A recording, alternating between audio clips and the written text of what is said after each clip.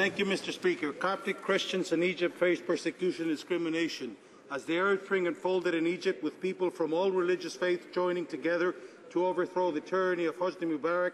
The future looked brighter for Christians in Egypt. Unfortunately, under the new military government in Egypt, religious extremists seem to be able to carry out attacks on Christians in their churches with impunity. In the most recent attack, a Coptic church in Upper Egypt was burned by religious extremists.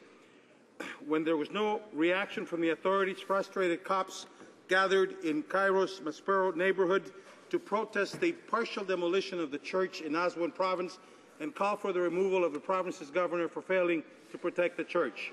Army units fired on demonstrators, with a resulting death toll of 25, most of whom were Copts, and scores injured. Videos showed an armored personnel carrier running people down.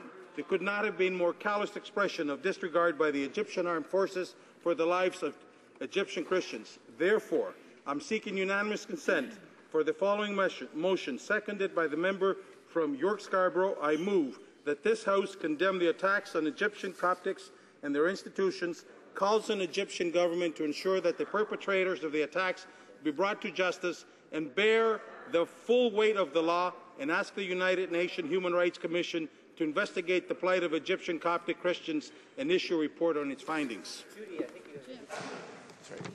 Seconded by the member for York West. Okay. Sorry, on the same point, I'll recognize the Honourable Minister before I see if there's consent for this. Great. I appreciate this member's concern for this.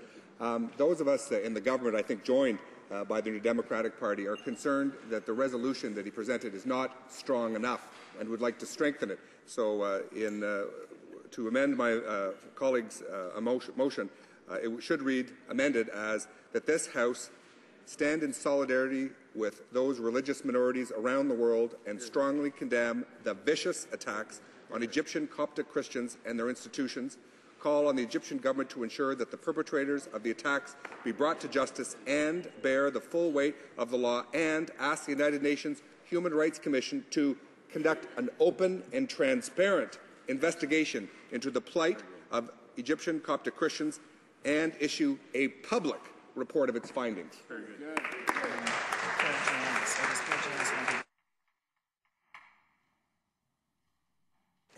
Maybe I'll ask the Honourable Member for Scarborough-Agincourt if you would still like me to seek the consent of the House for his motion, or will he withdraw his request in lieu of what the Minister has just proposed?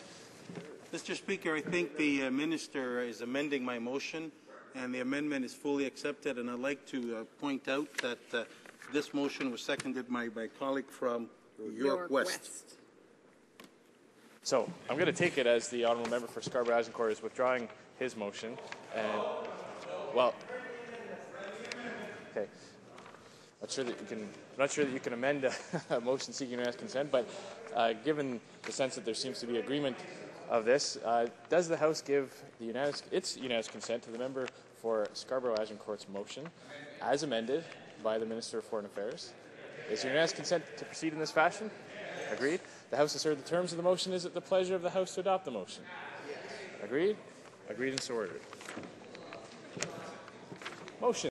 Served your office with a request for an emergency debate on the Coptic situation. I'm sure that you will acknowledge that.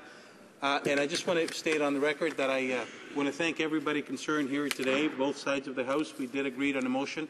So I hope that's okay with you, sir, that I withdraw that request. And I want to thank everybody in this House that cooperation was given, and we did reach a consensus on a motion that is affecting the plight of the Copts, not only the Copts, but other ethnic minorities in Egypt and religious minorities around the world. And I want to thank you for that, Mr. Speaker. Thank the Honourable Member for Scarborough-Agincourt for that, indicating that to the House.